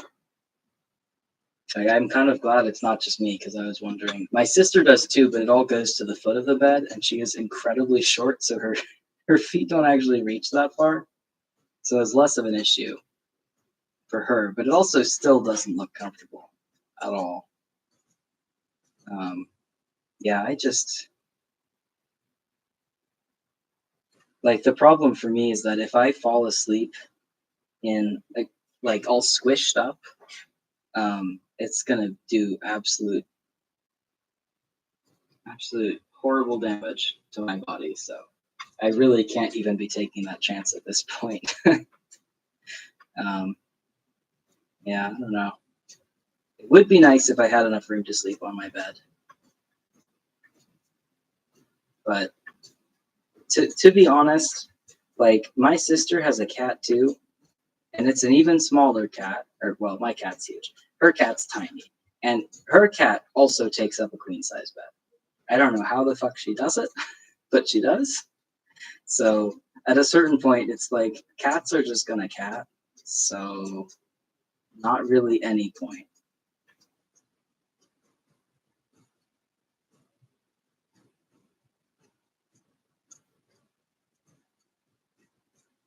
But yeah, the struggle is real.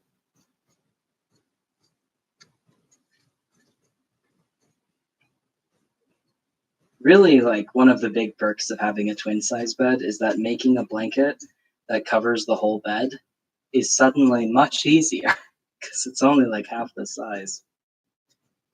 Last pony, by the way. Happily so.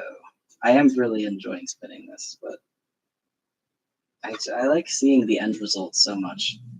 Makes me so happy. I was planning on playing Minecraft after this, but I don't think that's gonna happen. Okay.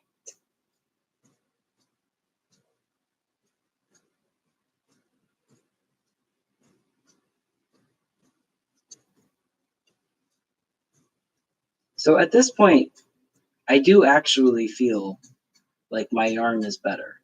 Now that I spent about an hour straight spinning cotton, like it's easier, which makes me wonder if my prep actually got better at the end or if it is purely, my own muscle memory getting built. I could see it both ways, or a combination probably. You usually end up sideways on the bed anyways. You don't know how it happens. I don't know, like are you doing like cartwheels in your sleep? Because like I do sometimes end up sideways, or not often because the bed is quite short, so it's pretty difficult to do that without waking up. Mostly I end up facing the other way. Like I'll go to sleep with my head like, or I guess my eyes looking out the window, and then I'll wake up and I'll be facing the exact opposite way, and the back of my head is facing the window. And it's like, when did I do that? And why? Like I moved all my pillows and everything, and I'm like, what? Why? But I'm like the craziest sleeper ever. Even when I was dating people, like sleeping in the same bed just straight up didn't work because I would interrupt their sleep to an insane degree by constantly moving and tossing and turning. And I really disliked having other people in the bed with me because, like, if they cuddle up to you, now you can't toss and turn. And I need to toss and turn.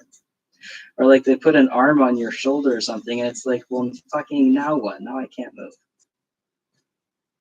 Things that in retrospect should probably have made it obvious to myself that dating is just simply not for me.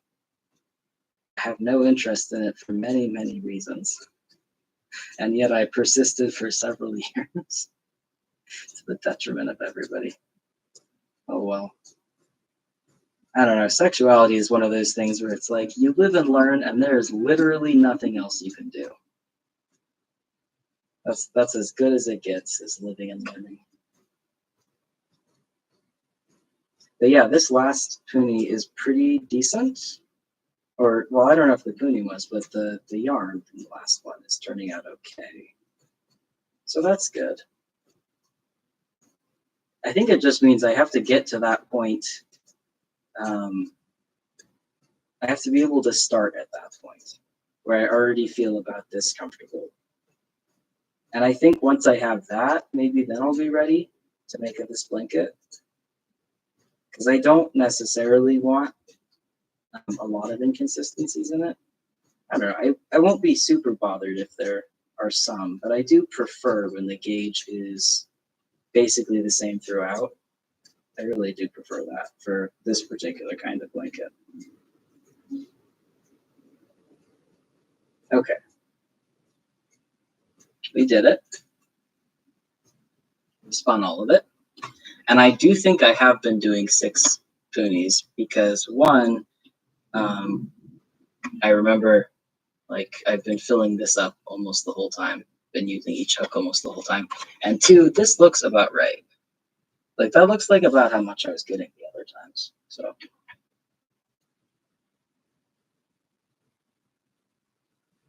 sleeping in the same bed as someone else isn't really all that great to you either. You're married, but your spouse kicks constantly in their sleep, so you've always slept in separate beds. Yeah, that is what I was planning on doing when I was going to get married. Was I was like, I need to have my own bed, and frankly, probably my own bedroom too. And that was just sort of how it would have to be. That didn't work out though, so I am now out on my own, and probably better for it. I don't know. There's just something about like romance that is not for me. It was never going to be for me, but it took me a very long time to figure that out.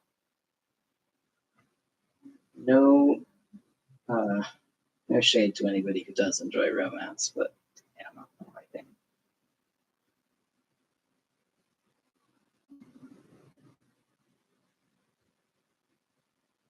This is not after all of the praises that I spun or that I sung about how nice chaining cotton is. It's really like not cooperating as much today, which I'm gonna chalk up to my brain and the symptoms, but nonetheless.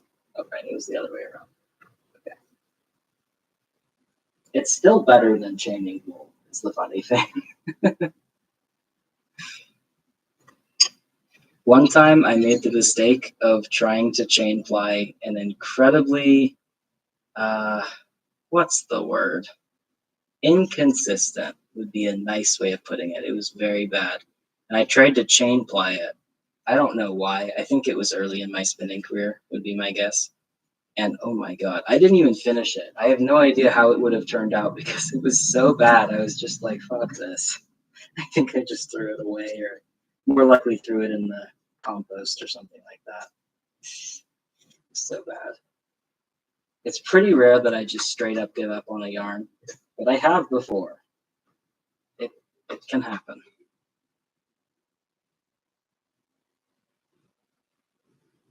Okay. Just trying to let this twist in. Wrong way. This way. It's this way. Yes. Right? No, now I'm untwisting it. Hmm. I well now I don't know if that was actually the correct, like the way that I've been doing it. I think I'm not going to know the answer to that until I can think easier. So I'll just, you know, we just won't worry about that, and I'll look at it later. Ignore me. Let's put on the close one. Actually, don't have enough yarn.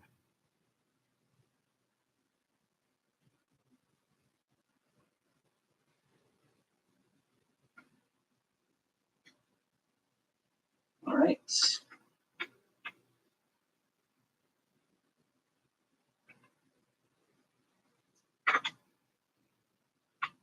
All right. So it's this way. I guess. I'm definitely happier with the amount of twist we have this time. This is much better. It's much closer to what I wanted this entire time.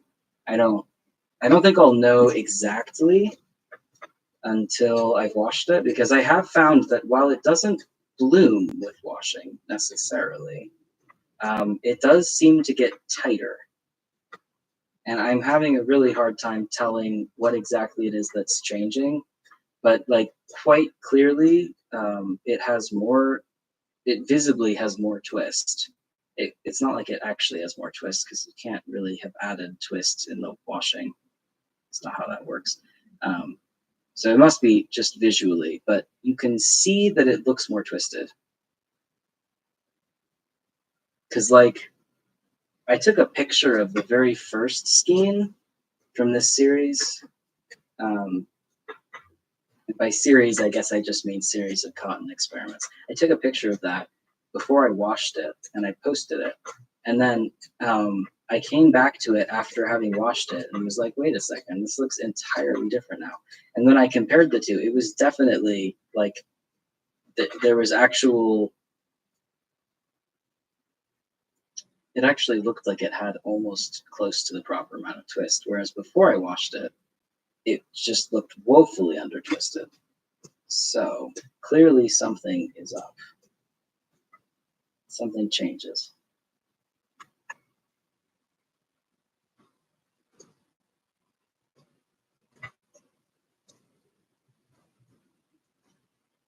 I think you did that too, trying to chain fly lumpy thing on your nano. Oh god, yeah. On a nano is even worse. It's hard enough flying on those guys. Or I don't know. That might just be me, but I have the hardest time flying on them. Also, hello, Zertra. It's nice to see you. Yeah, we're on the last part for sure.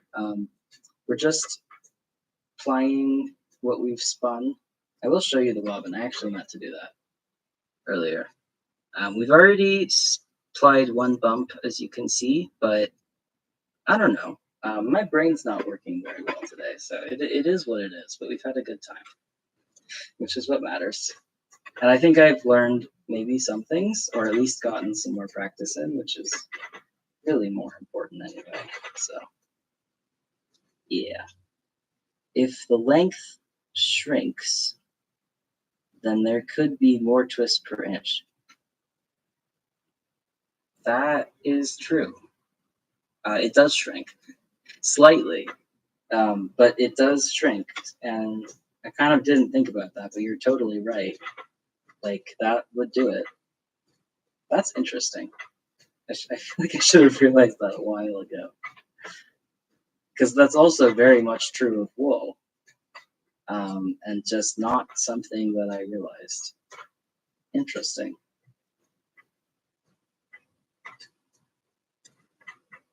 This needs to have way more tension on it. What's happening? Oh. Well, now it's not even working. There we go.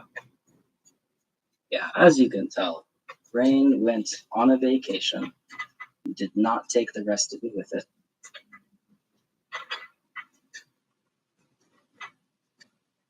I do find it really hard to visually gauge the twist on white yarn. That's not even the reason I don't spin it. I typically don't spin it just because I don't like it very much. In this case, there's not much else I can do, and I'm enjoying the cotton enough that it's fine. But like I can't see what I'm doing very easily. It's the same as working with black yarn or black fiber. Like, just can't see a thing. I'm missing my nice variegated whitish, greenish, yellowish, bluish spun. That's a lot easier to see for sure. I feel like applied, this works better than I thought. I mean, you know, we're working with the nice end, the last end that I spun first, obviously. So that probably has something to do with it. And I might change my tune when I get to the part from the first pony, but at the moment, it's not too bad.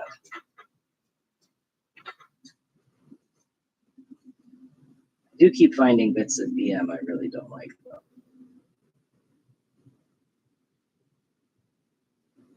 My rule at the moment for what I pick out is if I feel it and I don't like it, I pull it out. If I feel it and I'm like, it's whatever, I figure either it'll come out itself eventually, or it won't. But if it doesn't bother me texturally, then who cares? The problem is quite a bit of it bothers me texturally. I'm actually not sure what it is. Like, most of the BM is seed debris. But there are bits of it that are like the sort of VM that you would find in wool.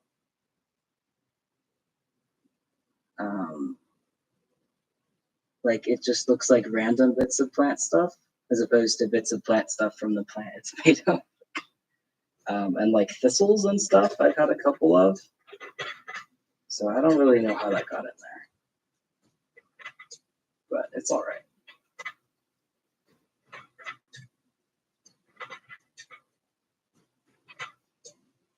I think this one I might try washing in cold water. I don't know why, but I did wash the other two in hot water. And I don't know. I don't think it'll make any difference, which is why I want to do it. If it doesn't make a difference, that means I don't have to wait for the water to heat up when I wash these. So it'd actually be kind of nice to know.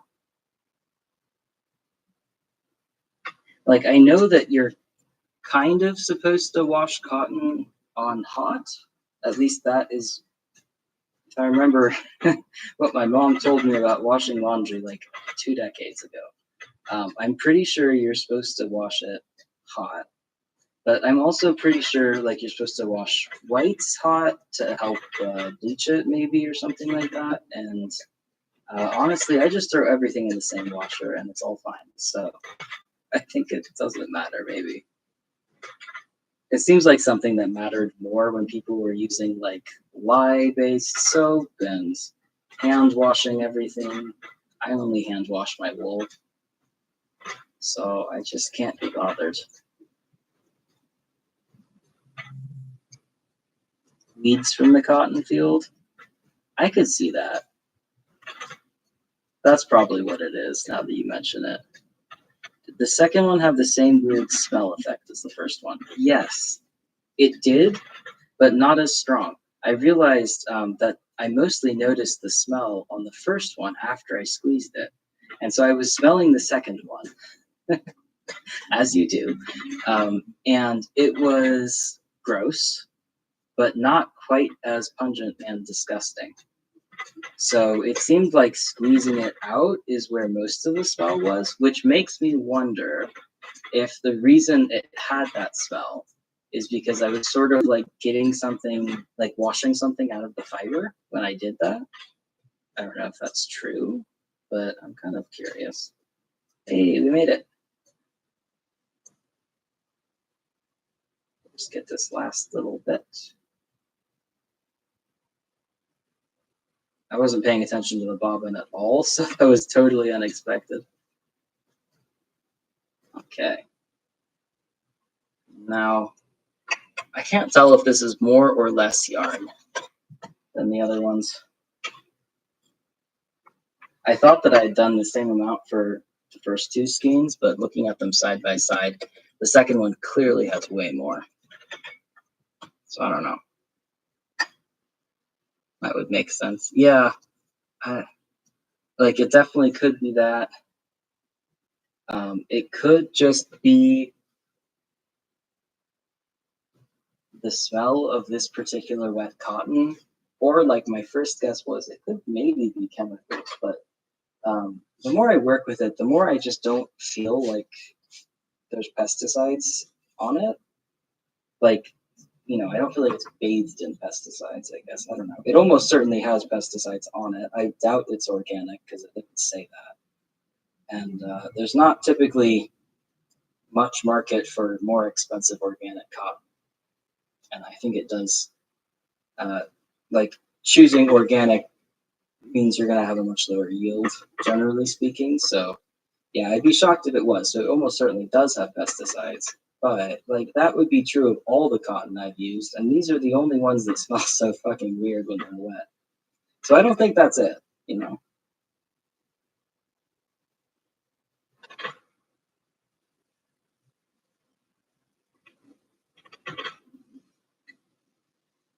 So this one looks properly spun and plied, and I haven't even washed it yet.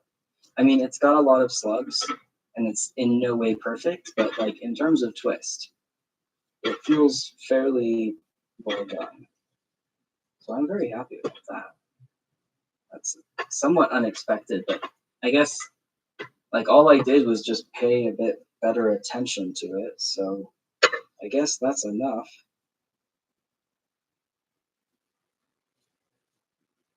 We're at 2 hours and 3 minutes, which is just about perfect. I think 2 hours is sort of the optimal length of time to stream for me. If I go any longer, it starts really going into the evening, and then I have trouble getting enough sleep. And if I don't go, like if I go less time, then it just feels like a very short stream. So 2 hours is quite nice. I am not going to sign off as soon as I finish this necessarily, because I want to look at them and see how much shorter it is. I noticed already that they're two different skeins. 1 and 2 are two different lengths post being washed. At least I think so. I'll have to double check now. But yeah, I'm curious what the original length is. If that makes sense. I'm just going to count this real quick. This looks like more yardage than last time, I think. I'm not sure, but it looks like it to me. Let's see. My guess is 29. Just throwing that out there. 29 yards. Let's see.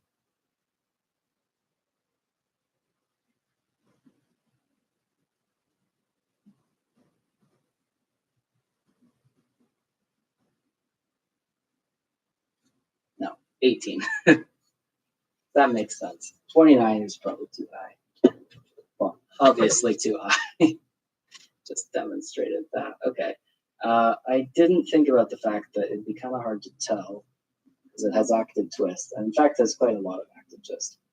But that's okay. Wow. Yeah, look at that. So I'm holding them at the same height. I can't get it all in frame, but I'm holding them at the same height in my hand. And as you can see, we've lost a good inch and a half maybe. Let's just compare it to the last one. Let's see, so I'm currently comparing it to the second one, the second scheme.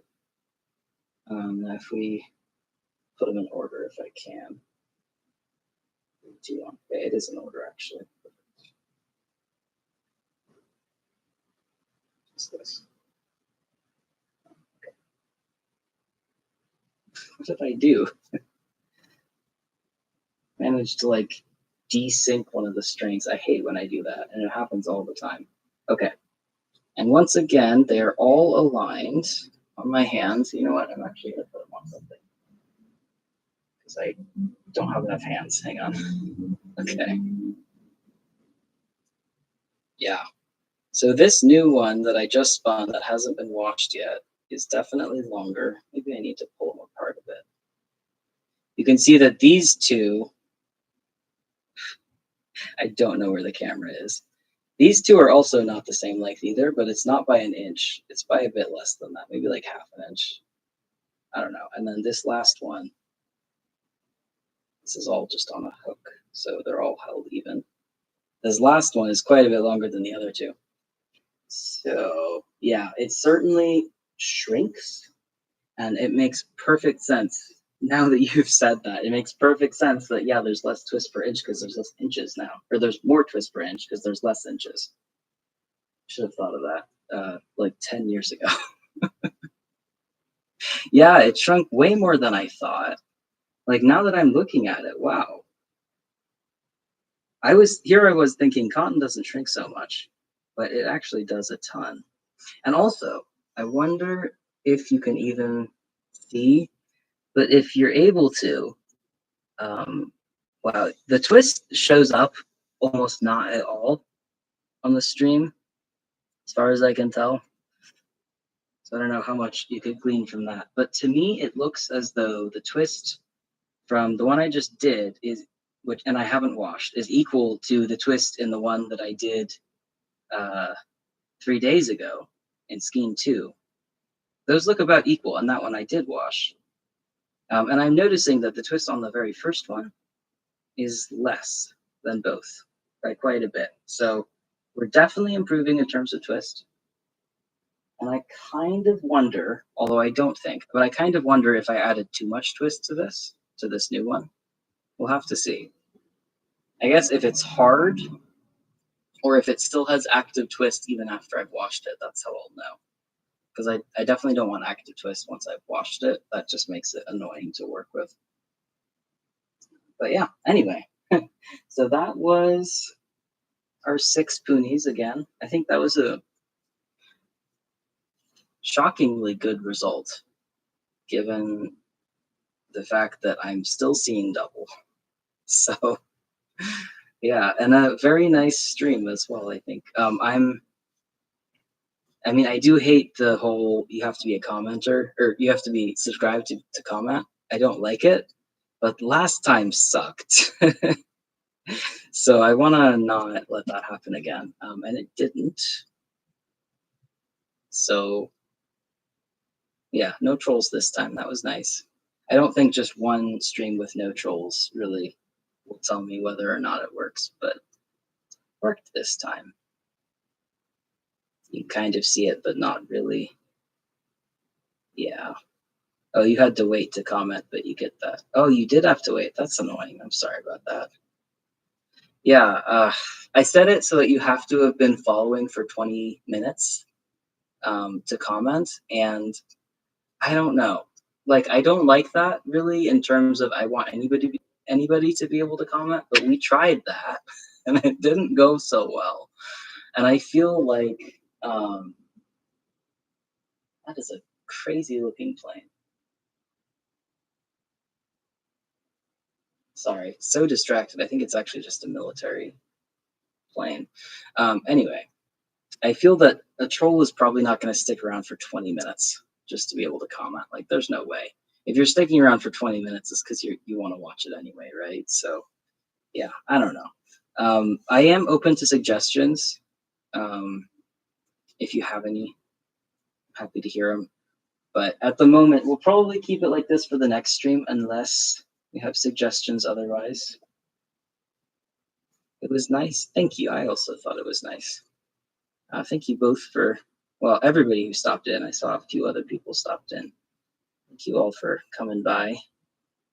Got on the stream right after a horror movie that got to you, so it was nice to get down from that. Yeah, I can imagine that a bit of cotton spinning is quite different from a horror movie.